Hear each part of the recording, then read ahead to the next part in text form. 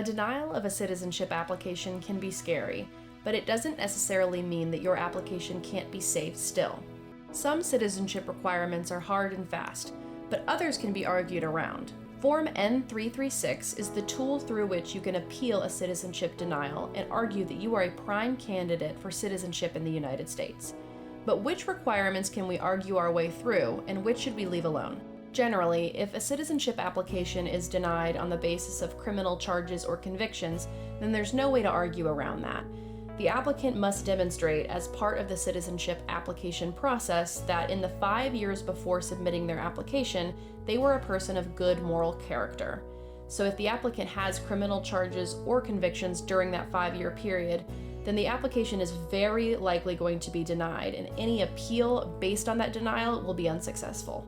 The most successful arguments through which we appeal a denial of a citizenship application are the residency requirement, the English requirement, and the civics exam. Applicants for citizenship must demonstrate that they have been physically present in the United States for 30 months at minimum out of the last 5 years, and that they have actually lived in the United States since becoming a permanent resident. This means that they have to show that they have a permanent, full life in the United States, and not simply that they're visiting while maintaining a real foreign residence where they actually live. Many citizenship applications will be denied because the government says that the applicant has abandoned their residency by being outside of the United States for more than 6 months at a time. This contention that the applicant abandoned their residency is strengthened by other factors, such as whether the applicant worked while abroad.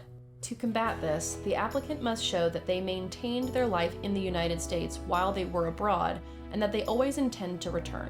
A good example of this is when a young person gets their green card, but they already started their university studies in their country of origin, and they want to finish that degree in that same university.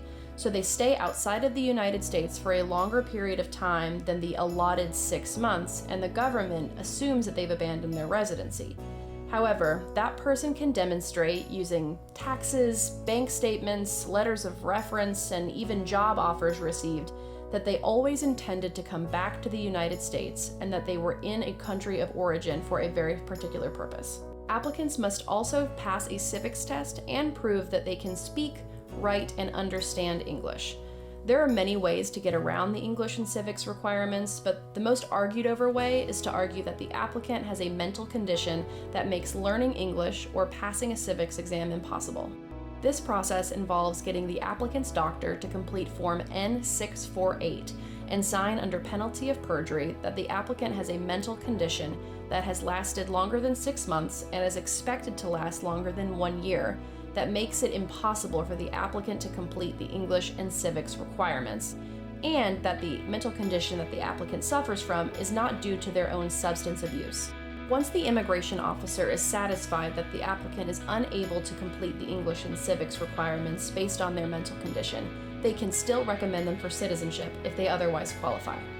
If your citizenship application has been denied, you may still have options, but you need to act fast. Schedule a consult with one of the experienced immigration attorneys at Dummit Fradin today.